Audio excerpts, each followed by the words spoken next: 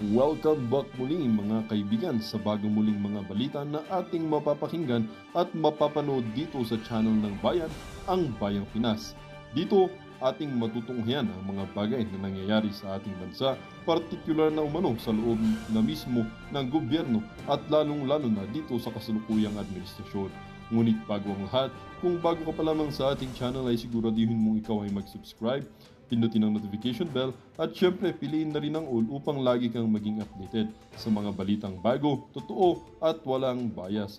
Syempre mga kaibigan at kung mga ating mga solid viewers naman dyan ay maraming salamat naman po sa inyong walang sawang pagsuporta.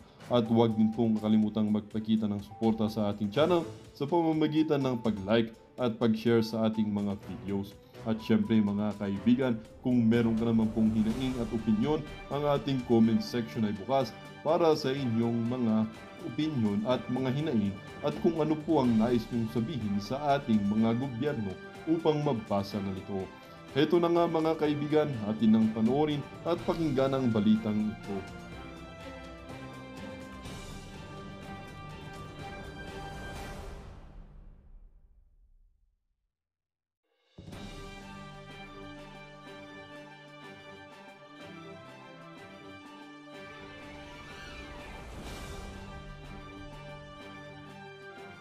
Yung akusasyon mo na merong kang alam na mga pogo vloggers, narco vloggers, Chinese funded vloggers, sino sa mga inimbitahan mo ang pogo vloggers, narco vloggers, saka Chinese funded vloggers, sino sa kanila? Sino? Kasi dapat meron sa kanila eh. Kasi may mga inimbitahan ka eh. Di ba? Ang sinabi mo noon, na iimbitahan mo yung mga pogo vloggers, narco vloggers, tsaka mga Chinese-funded vloggers. At may inimbitahan kang 37 online opinion writers, na ang kanilang reputasyon ay nabahiran. Pwede kaya nating idemanda si Barbers? Pwede kaya natin siyang kasuhan ng class lawsuit? Kasi mga ka-reaction ang kanyang privilege speech patungkol sa mga di umano meron daw siyang di umano pogo vloggers, narco vloggers, tsaka mga Chinese funded vloggers. Ngayon, ang tanong natin kay Barbers, yung bang mga inimbitahan mo dyan sa TRICOM, makinig ka dito Barbers ha?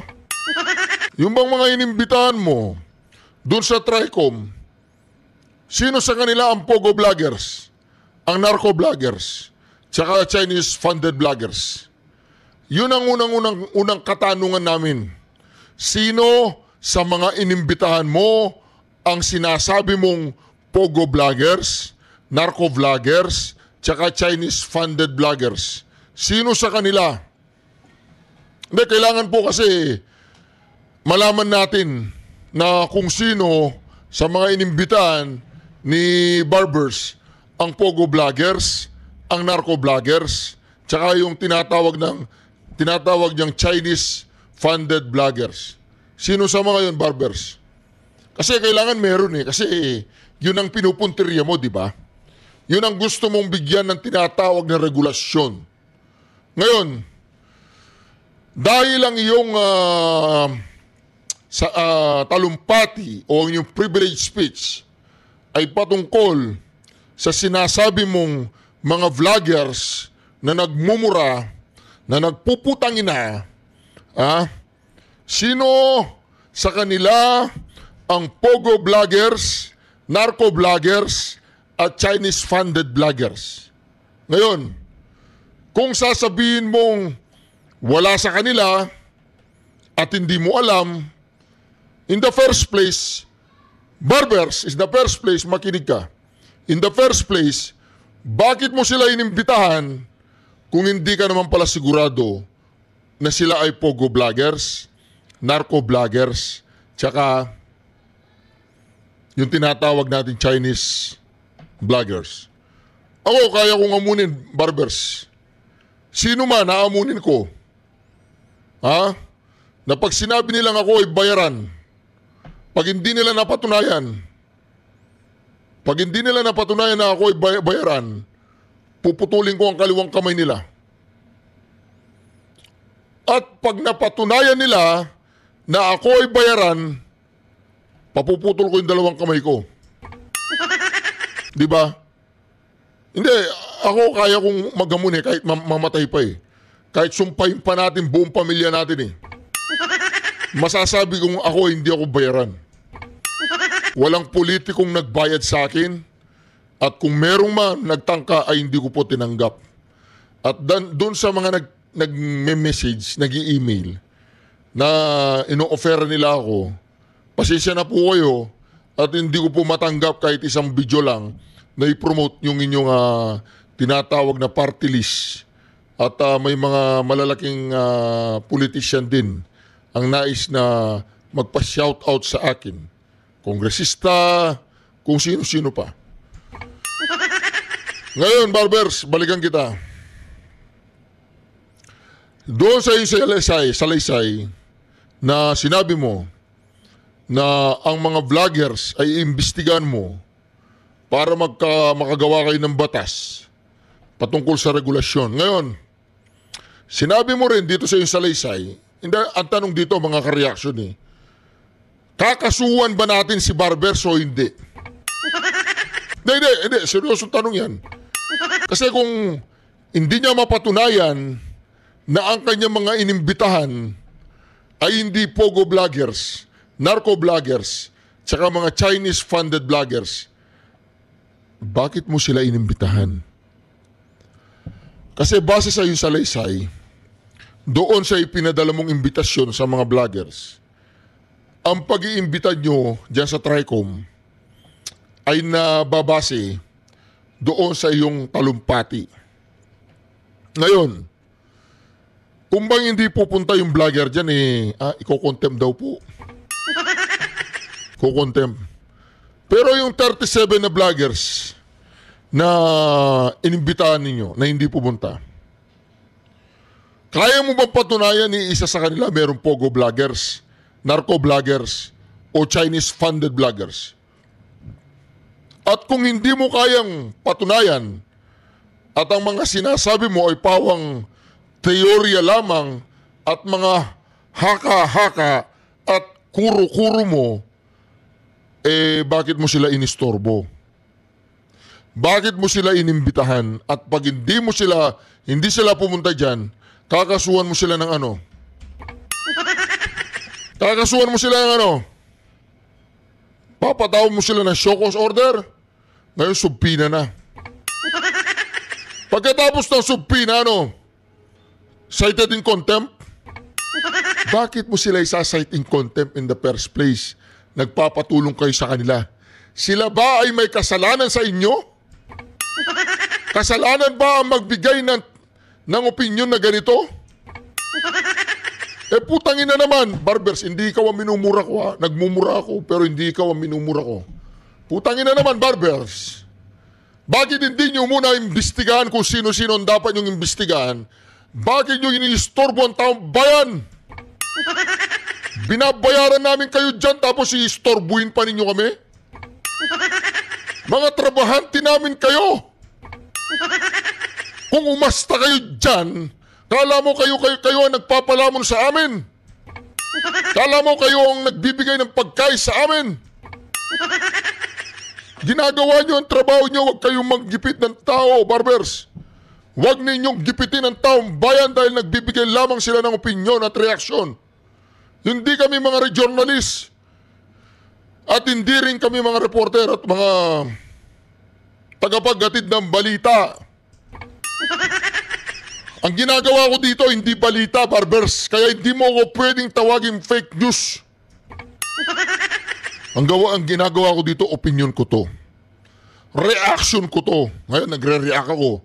Dito sa nakita kong picture na ito, Good Ace Barbers face billion peso lawsuit, class lawsuit for defamation. Absolutely. Absolutely. Dapat talagang tanungin ang korte na itong si Barbers ang kanyang tanungin lang kita, Barbers, hindi ba ikaw yung fake news? Hindi ba ikaw ang lumalabas na fake news ngayon? Ha? Hindi ikaw? Sinabi mo, Pogo vloggers. Sinabi mo, narco vloggers. Sinabi mo, Chinese-funded vloggers. Ang iimbitahan mo dyan sa TRICOM. Sino sa kanila ang tinutukoy mo? Lahat ba sila? At bakit napakaraming mga Duterte vloggers? Putangin na naman, Barbers, ha? Hindi ka ang minumura ko. Nagmumura lang ako kasi gusto ko magmura ng putangina. Putangina naman, Barbers. Makinig ka dito. Kung ni isa sa kanila wala kang mapapatunayang Pogo vloggers, narco vloggers, at Chinese-funded vloggers, putangina naman, hindi mo sila inistorbo, sinira mo pa ang kanilang pangalan at reputasyon. Di po ba mga ka-reaction? Itong Barbers na to, mga ka-reaction, ngayon, gusto pa niyang anong tawag dyan? Gusto pa niyang teka lang, ipa-franchise ang Facebook, tsaka ang Facebook, tsaka ang Facebook, tsaka YouTube. Mag-aral ka muna, boy. Hindi franchise. Di ba ang franchise pag-aari ng estado yan eh. Ngayon, paano mo ipa-franchise ang isang social media platform? Paano mo ipa-franchise yan? Di ba? Problema ng BIR yan. Problema po ng BIR. Di po ba mga ka-reaction? Kaya dito, makikita po natin mga ka-reaction na. Makikita natin dito na ito pong usapin patungkol po dito sa pagpapatawag nila sa TRICOM na yan. Na ang promotor ay si Barbers. Siya ang nagtalumpati na komo merong mga Pogo vloggers, narco vloggers na sumira sa kanyang pangalan, na nadamay siya sa usaping tulak ng droga ang kanyang pamilya. Ako sinasabi ko na lagi sa aking vlog, hindi ako naniniwalang sangkot si Ace Barbers sa drugs. Ewan ko yung kapatid niya at saka pamilya niya. Pero Barbers, putangin na naman, wala akong magagawa kung ang buong Pilipinas ay naniniwala na ikaw ay sangkot. Kayo po ba, naniniwala ba kayo sangkot si Barbers? I-comment nyo sa comment section kung naniniwala kayo na si Ace Barbers ay may kinalaman sa pinagbabawal na gamot. I-comment nyo sa comment section. At kung hindi kayo naniniwalang si Barbers ay sangkot o drug lord siya, ay comment nyo rin po sa comment section. Pero ako nililinaw ko, hindi ako naniniwala. Pero lahat ng comments niya sa comment section ay naniniwalang sangkot ka. Anong magagawa ko doon? Sangkot ka sa ipinagbabawal na gamot sa lugar ninyo. May magagawa daw ba ako doon, Barbers? Tapos, magpaparatang ka na ang mga vloggers na critical sa inyo? Critical sa mga katarantaduang pinagagawa ng Quadcom, Tricom, tsaka Quintacom na yan? Di ba naman katarantaduan ang ginagawa ninyo? Sinisingle out nyo si VP Sara Duterte. Ang dami diyang merong confidential fund. Siya lamang ang pinagtripan ninyo sa bagay. Nakaplano na yan. Pag-uusapan po natin bakit nila ginawa sa kanya yan. Pero anyway, mga ka-reaction, itong si Barbers, pwede ba kaya natin kasuhan ito ng defamation? Di ba? Kasi bakit? Bakit mo tinawag yung 37 na online opinion writers na yun? Yung na nagbibigay ng reaction na yun. Bakit mo sila tinawag kung ang hinahanap mo pala ay mga Pogo vloggers, narco vloggers, mga Chinese vloggers? Di ba? Ngayon, Barbers, matanong uli kita, itong tanong na to. Importante ang tanong na to. Ngayon, halimbawa, hindi pumunta yung mga vloggers na yun, meron pa silang obligasyon para tulungan nila kayong bumalangkas ng batas dyan? Ha? Huwag ninyong sisikilin ang karapatan ng mamamayang Pilipino. Lalong-lalo na hindi sila lumalabag sa batas. Wala kang pakialam kung nagmumura kami. Putang ina, anong problema mo sa pagmumura namin? Ha? Di bali kami nagmumura. Hindi lang kami mga durugista, mga magnanakaw sa kaban ng bayan. Ha? Di lang kami mga korap tsaka mga kriminal. Di po ba mga kareaksyon? Oo. Di ba? Ba't hindi mo imbestigan si Bobong Marcos? Ba't hindi mo siya ipapolical test? Tatakot ka. Kaya mo lang yung katulad namin, maliliit. Putang ina, pinapasahod namin kayo dyan. Huwag niyong gipitin ang taong bayan. Totoo yun. Nagnanakaw na nga kayo dyan eh, mga kasama mo. Sino-sino yung mga magnanakaw dyan? Di ba? So, hindi ako magnanakaw. Putang ina ka, hindi ka magnanakaw. Isumpa mo yung pamilya mo, mamatay lahat. Kung hindi ka magnanakaw.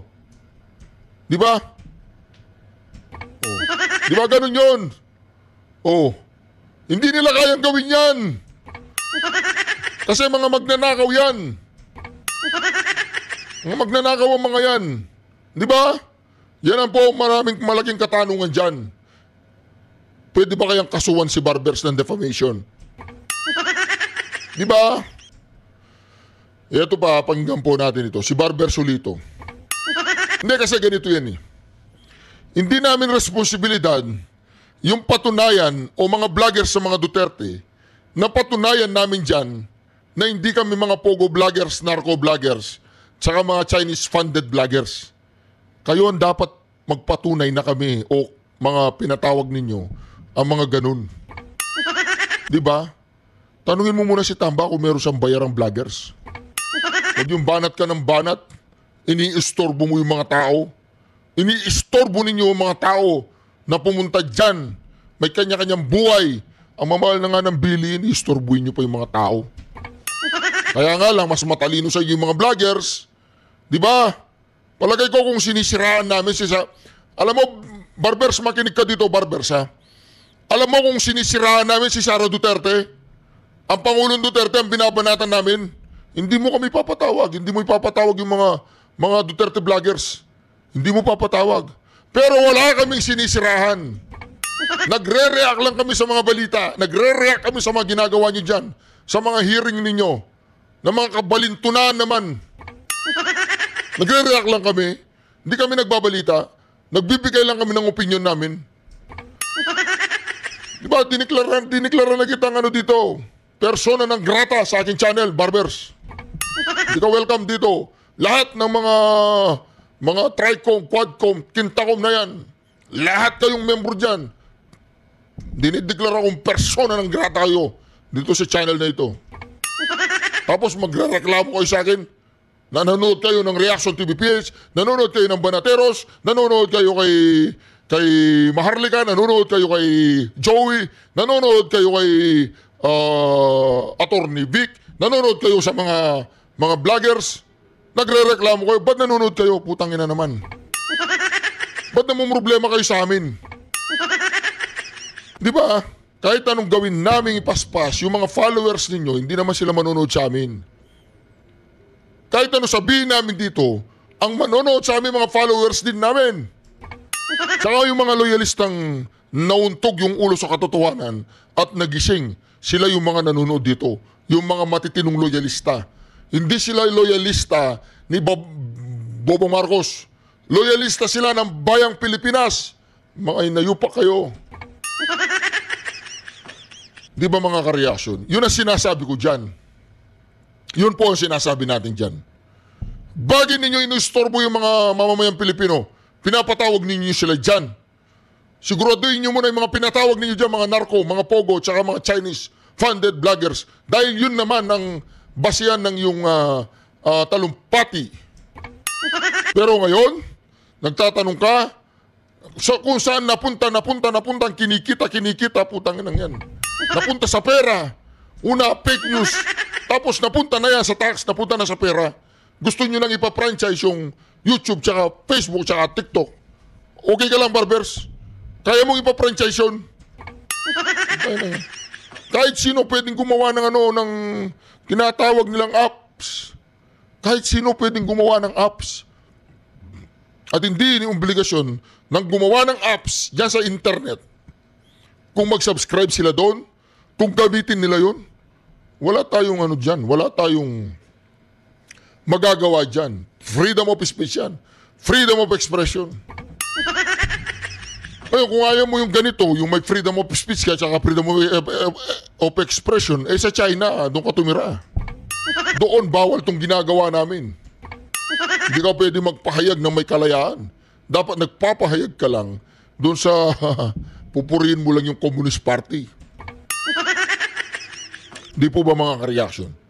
Kaya naman itong ginagawa po nilang ito sa mga Pilipino, hindi namin kakalimutan yan. Hindi kakalimutan ng taong bayan, Barbers. Lahat ng ginawa ninyo dyan sa Tuadcom, Quintacom, tsaka Tricom, hindi namin kakalimutan yan. Lahat ng ginawa ninyo sa mga taong bayan, sa Pangulong Digong, sa Pangulong Vice President VP Sara Duterte, kay Bato de la Rosa, kay Bongo, lahat ng ginawa ninyo ng masama kay Colonel Grialdo, kay General Wilkins, kay Attorney Laika, lahat dyan, tatandaan ng taong bayan ng pinaggagawa ninyo sa mga tao yan. Wala kami pag-alam dyan kayo, kay sino ba yun? Si Colonel, yung nasa Amerika na, yung babae, yung iyak ng iyak, kawawa naman. Ngayon nasa Amerika na. Di ba? Bakit hindi makauwi dito? Bakit hindi nyo pauwiin? May kinatatakutan kayo? Bakit nandun siya sa Amerika? Anong pangalan nun? Yung babae. Si Colonel Garma. Bakit hindi nyo mapauwi dito? Pauwi nyo dito si Garma. Para magkaalaman tayo sinong pumukpok doon. Hindi namin makakalimutan lahat ng ginawa ninyo sa taong bayan. Lalong-lalo na kay VP Sara Duterte, tsaka sa Pangulong Duterte, kay Pulong Duterte. Lahat yan. Akala ba ninyo, Barbers, patatahimikin nyo kami? Patatahimikin nyo yung mamamayang Pilipino na nagsasabi ng kanilang saloobin sa ginagawang katarantaduhan ng kanilang gobyerno? Sa tingin ninyo, patatahimikin nyo kami? Di ba, ano pang saysay ng buhay ng isang tao dito sa Pilipinas kung ang buhay nila ay kontrolado lamang ng ilan? Mga buhaya kayo. Di po ba mga ka-reaction? Mantagin ninyo yan. Mantagin ninyo ang gustong gawin sa atin ng gobyernong ito. Hindi namin kakalimutan lahat ng ginawa nyo yan. Hindi kakalimutan ng taong bayan yan kahit kailan. Makikita lang namin ang mga pagmumukha ninyong Tuadcom at Tricom kayo. Naaalala namin yung ginawa ninyong mga katarantaduhan sa amin. Sa mamamayang Pilipino, sa mga leader namin. Di ba? Sino ang leader natin? Ang Pangulo Duterte at si VP Sara Duterte. Ngayon, gusto ninyong pataubin si VP Sara? Akala pa ninyo walang dyan, walang pulong, walang baste. Akala ninyo hindi namin itutulak yung dalawang magkapatid? Akala ninyo walang bongo dyan? Nagkakamali kayo. Nagkakamali kayo sa ginagawa ninyo. Titirahin nyo si VP Sara Duterte. Kailangan hindi matitira si Bongo dyan. Pag nawala si VP Sara, si Bongo ang itutulak namin dyan. Muntik nang umabol ng pagkapangulo yan noong nakaraan. Si Bongo. Kaya dito mga ka-reaction, alam po ninyo mga ka-reaction, ang ginagawa nilang ito, hindi natin pwedeng palalampasin ito. Kailangan maipakita ni Barbers kung sino yung mga narco-vloggers, mga pogo-vloggers, mga Chinese-funded vloggers na tinutukoy mo, Barbers. Kailangan ipakita mo yun. At bakit mo tinawag ang 37 na vloggers na pro-Duterte? Bakit mo sila tinawag na ang iyong investigasyon ay patungkol sa pogo vloggers, narco vloggers, tsaka mga Chinese-funded vloggers? Bakit sila ang tinawag mo? Ibig mo ba sabihin sila? Sila ang pogo vloggers, narco vloggers, tsaka Chinese-funded vloggers? Sila ba ang tinutukoy mo? Hindi. Hindi sila. O bakit tinawag nyo sila? Bakit nyo sila tinawag? Anak ka ng... Di ba mga ka-reaction? Mali po yan. Kaya dito, meron, baka pwedeng idemanda yan si Barbers. Mga ka-reaction, kailangan si Barbers ay matanong ito. Kailangan niya sagutin sino ang tinutukoy niyang pogo vloggers, narco vloggers, tsaka Chinese-funded vloggers. Putang ina naman, Barbers. Hindi ko sinabing putang ina ka. Huwag ka magre-reklamo dyan. Putang ina naman, Barbers. Sinira mo ang pangalan ng tatay mo. Idol namin ang tatay mo, idol din kita eh. Idol kita. Kaya lang ngayon sa ginagawa mong yan, baliko. Baliko. Bakit mo ginagawa yan sa taong bayan? Dahil ba pinupulaan nila kayo? Dahil ba hindi umuubra yung mga bayarang vloggers? Mahirap no? Kayo ang nagsimula sa mga bayarang vloggers. Ha? Alam mo, Barbers, tanungin mo yung mga kasama mo dyan kung meron silang mga bayarang vloggers. Tanungin mo si Tamba kung meron siyang bayarang vloggers. Ngayon, dahil hindi umuubra yung mga bayarang vloggers ninyo, wala silang power. Hindi sila kapanipaniwala dahil nga mga bayaran ng mga inayupak na yan. Wala ninumang Pilipinong naniniwala sa kanila. At bakit nakatutok sila sa mga vloggers na katulad namin? Katulad ni Atty. Trixie, katulad ni PH Update, katulad ni Panateros, katulad ni yung marami pang vloggers dyan. Maharlika, katulad ni Tio Moreno. Sino-sino pang pinatawag nila dyan? Ang dami nilang pinatawag na vloggers dyan.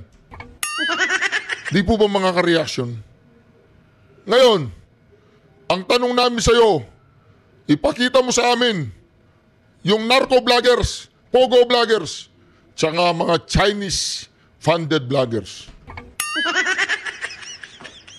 Kailangan mong maipakita yun. Dahil tinutukoy mo yun eh. Kailangan mo maimbitahan dyan sa TRICOM. At kapag hindi mo naimbitahan yan, mga yan, wala kang napatunayan ng mga pogo, TRICOM, tsaka narco vloggers dyan. Mga Chinese-funded vloggers. Wala kang napatunayan dyan, ibig sabihin. Tanong lang sa'yo, sila ba ang tinutukoy mong pogo, narco, tsaka mga Chinese-funded vloggers? Kung kayo ang magbintang, okay lang kasi nasa kapangyarihan kayo. Darating ang araw, matatanggal kayo dyan. Darating ang araw, sisingilin kayo ng taong bayan. Hindi namin kayo kakalimutan. Hindi kakalimutan ng taong bayan ang ginagawa niyo kay BP Sara. Ang ginagawa niyo kay Tatay Digong. Ang ginagawa niyo kay Bato de la Rosa. Ang ginagawa niyo kay Bongo. Kay Pulong. Kay Colonel Grialdo. Kay General Wilkins. Kay Attorney Zulaika Lopez. Kay sino pa ba ang ginipit nila dyan? Marami silang ginipit dyan. Marami silang mga pinahirapan dyan. Hindi namin kakalimutan ang ginawa ninyo yan. 19th Congress, tatandaan namin yung 19th Congress na yan. Nagpahirap sa mga katulad naming simpleng mamamayan na kapag hindi ka pumunta dyan, magtago ka na sa pinanggalingan mo. Katulad nung nangyari kay Atty. Harry Roque. Nabulabog ang buhay ni Atty. Harry Roque dahil siya ay nagsasalita. Kapag hindi na-impeach si BP Sara, Barbers, kapag hindi na-impeach si BP Sara, talagang maghahalo ang balat sa tinalupan, Barbers. Okay, pakinggan po natin. On the online spread of fake news and disinformation, welcome to Morning Matters, Congressman. Hi, good morning, Gretchen, and good morning to all our televiewers. Magandang umaga po sa ating mga kababayan. Let's pick up from the latest hearing, that second hearing on fake news. PDP Laban is accusing the Tri-Committee of harassing the vloggers and influencers by summoning them to this probe. Some vloggers say that this is a trap to have them arrested. Your reaction to that? Well, first of all, they have to realize that the objective of this TRICOM hearing is only to establish a regulatory policy in the use of social media platforms in the country. All of us in the country know that in the advent of the... Teka lang, Barbers. Bakit halos 95% ng mga inimbitahan ninyo mga DDS vloggers? Huwag mo lokohin ng taong bayan, Barbers. Naniniwala po ba kayo sa pinagsasabi ng tao na to? The social media, a lot of fake news have been spread, no, all over the country, and disinformation, malinformation, and misinformation are prevalent. Wala akong binibigay na impormasyon dito. Wala tayong binibigay na impormasyon. Ang binibigay namin dito, Barbers, naiintindihan mo, mga reactor kami. Mga nagre-react at mga opinion na sinasabi namin dito. Anong misinformation? Malinformation? Walang ganun dito. Sumasali ka kasi sa mga viewers ko eh. Meron kami sariling mundo dito. Huwag mo kaming pasyalan dito. Malinformation, misinformation. So, what should the government do to address these issues? Because it will undermine national security. It will perhaps even to the extent of undermining democratic institutions. So, the government cannot just sit idly and do nothing. So, the TRICOM initiated this investigation of fake news and eventually, in aid of legislation, come up with a remedial legislation. And that's the only objective. Why should we waste our time, what did they say, entrapment? Or why would we waste our time in detaining them? Oh, why you waste your time na iso-show cause order nyo sila? Bakit nyo sila sinyo-show cause order? Bakit nyo sila sinusubpina? Ayaw nila eh. Ayaw nila pumunta dyan eh. Oh, di ba hindi ba katarantaduan yan? Tanong lang, Barbers. Hindi ba katarantaduan ang mga sinasabi mo? Gago ka ba? Tanong lang, Barbers. Gago ka ba? Sa mga sinasabi mong yan. Ha? Bakit nyo sila sinyo-cause order kung ayaw nilang pumunta dyan? Bakit nyo sila sinubpina? Di ba? Mga ano to eh, mga... Akala nila sila lang ang may utak. Kami ang...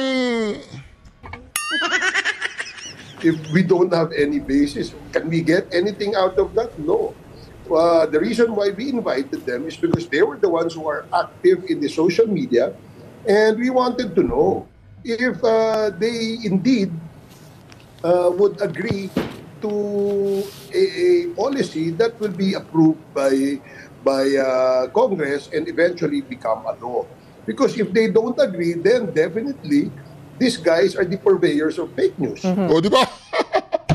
Halimbawa, meron silang batas na gustong gawin. Putang ina. May gusto silang batas na gusto nilang gawin. Hindi kami nag-agree. Hindi tayo nag-agree. Guilty na kami, ganon. Ito, pakinggan po ninyo ha. Pakinggan ninyo to. And we wanted to know if they indeed would agree to a policy that will be approved by Congress and eventually become a law. Because if they don't agree, then definitely these guys are the purveyors of fake news. They are the ones who doesn't want to be regulated and controlled.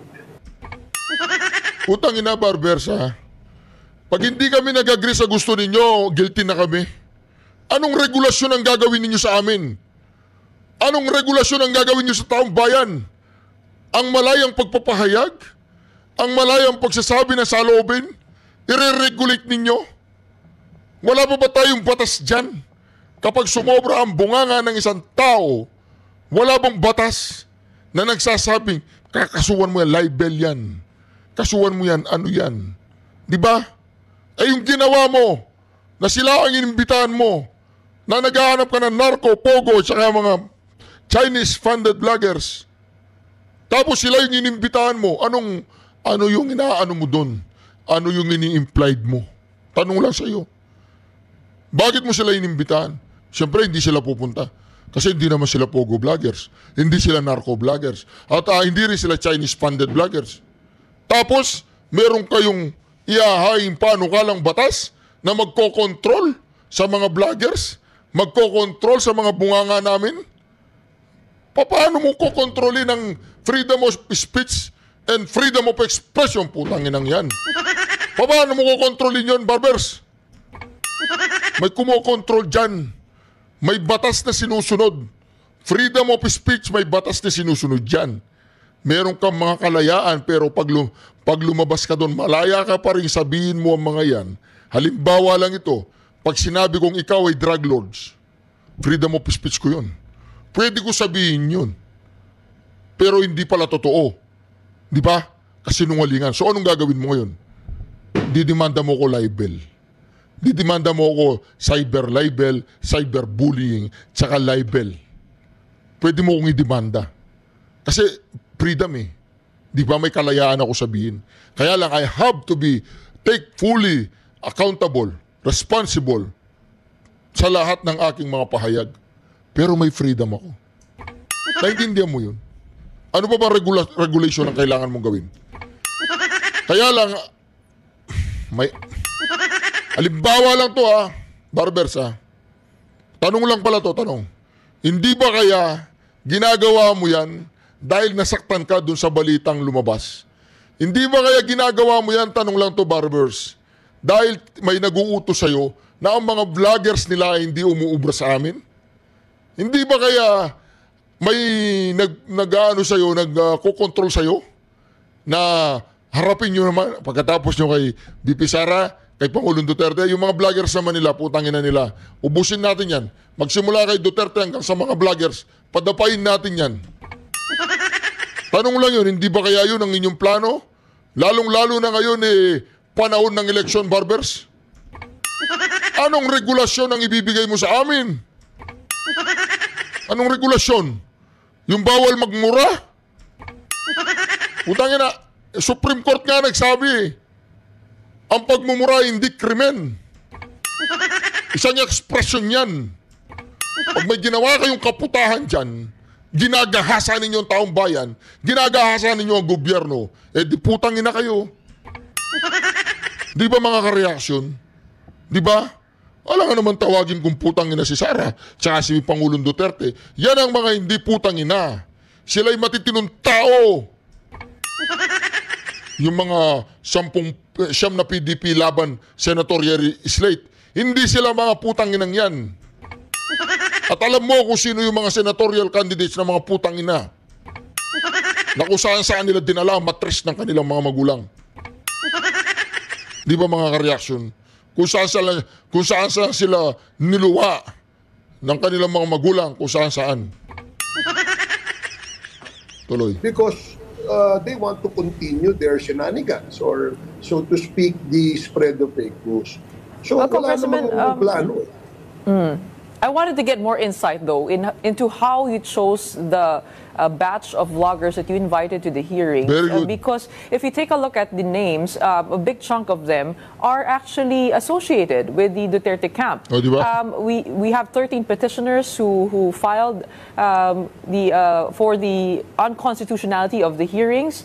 At yung mga pangalan doon, talagang kumbaga litaw na litaw sila. Like Crisette Laureta Chu, you have Attorney Trixie Cruz Angeles, Lorraine Badoy, Eric Celis, Sas Rogado Sasot, etc. How did you determine who to invite to the hearings? Well, the first parameter is that we got a list of all those who are active. No? It just so happened that those active bloggers are political bloggers, no? Which is probably, which we think is associated with a different political party. And but that's not the only basis, Gretchen. There were bloggers like Maluti Kia, Attorney Recto, and others, no, who are actually who participated and appeared before the committee and even gave their opinion as to how we can come up with the regulatory policy. So these are, I think they should. They give too much importance on themselves. Hindi dapat, alam mo, the reason why we want them there is because they're the ones who are active. Di ba mga vlogger ninyo walang active? Wala? Namo. Walang active sa mga vloggers ninyo? Wala ka palang vloggers. Tanungin mo si Tamba, baka may vloggers. Barbers, tanungin mo si Tamba, baka may vloggers. And some of them, I'm not saying all, are the ones who we feel are spreading fake news. Kasi I remember when the incident in the West Philippine Sea happened, no, binangga yung ating mga fishermen, binutas yung mga life raft ng ating mga Coast Guard, binuli tayo ng Coast Guard. They did not even issue a comment or a statement condemning the aggression made by the Chinese Coast Guard. Bakit kami magko-comments doon? Bakit ka magko-comments doon? Di ba? First of all, kailangan namin ng gobyernong marunong makipag-usap sa kapitbahay. Alam nyo naman na bubulihin nila tayo doon eh. Alam nyo naman na raratratin nila tayo doon. Alam naman natin yon. Ang tanong dito, anong klaseng diplomasya ang ginagawa natin sa China? Sinasaktan natin ang China eh. Di ba? In-invite natin dito ang Amerika, yung ginagawa nilang edka na yan. Kung ano-anong ginawa nyo dyan, ina-agitate ninyo yung mga kapitbahay natin. Sino Chinese lang ba ang kakaaway natin sa mga isla? Paano yung Malaysia, yung Sabah? Vietnam, may mga pinag-aawagawan din tayo mga isla na okupado ng Vietnam tsaka Malaysia. China lang? Di ba mga ka-reaction? Kaya dito, sasabihin niya, bakit hindi kayo nag-comment sa nangyaring Chinese, ganyan. Magko-comments dyan eh. Hindi naman tama rin naman ang ginagawa natin. Ang ginagawa natin diplomasya. Claimant sila, di ba? Sinasabi nila, sa kanila yon. Sinasabi natin sa atin yon. O, di ba? Sinasabi natin, meron tayong economic zone. Special economic zone. Ang sasabihin nila, meron silang 1-9 na sinasabi. Di ba? Gusto nilang kunin yun eh. Ang problema kasi sa atin, alam naman natin wala tayong ibubuga. Banat pa tayo ng banat, ang mga bunganga lang natin na maiingay. Hindi na lang tayo makipag-usap ng maayos sa kanila. Di ba? Gusto ko ba mabangga sila? Ayaw ko. Ayaw kong binubuli yung ating mga sundalo doon. Ayaw ko. Nagagalit ako. Lalo akong nagagalit sa mga leader na walang utak. Bakit nangyayari sa atin yan, Barbers? Tanungin mo sarili mo. Tanungin mo sarili mo. Huwag mo kami tanungin. Huwag mo kami sabi, ba't hindi kayo nag-comments doon? Ba't hindi kayo nag-comments doon? Di ba? Bakit yung mga vloggers ba na mga kaalyado ninyo mga vloggers? Bakit hindi sila nagko-comment sa ginagawa ng pagpapahirap kay VP Sara Duterte? Di ba mga ka-reaction? Gusto ninyo, sasabihin namin sa China, gera, gano'n. Anda nga tayong yung pinakahuling patak ng dugo natin ibibigay natin sa ating inang bayan. Handa tayo doon. Pero putang ina naman, Barbers. Ang daming problema ng bayan na inaarapan ninyo mga vloggers. Ang daming problema ng bayan at ang mga vloggers ang pinagdidiskitaan ninyo. National security ang mga vloggers. Kaya na naman yan. Barbers. Diba? Hindi ako nagmumuray. Hindi talaga ako nagmumura. Kaya lang, na sinabi niya yung mga nagmumura, putang ina, kasalanan ba at krimen ba ang pagmumura? Kailan naging krimen ang pagmumura? Di po ba mga ka-reaction? O kaya nga, dineklara ko na silang persona ng grata dito eh. Para hindi na tayo maririnig eh.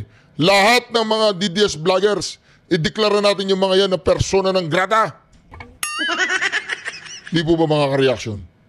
So, ang feeling namin, teka muna, dapat ito yung dapat nating binubuhay sa social media. But that's just one topic. Anong bubuhayin mo? Magkikigera tayo sa China?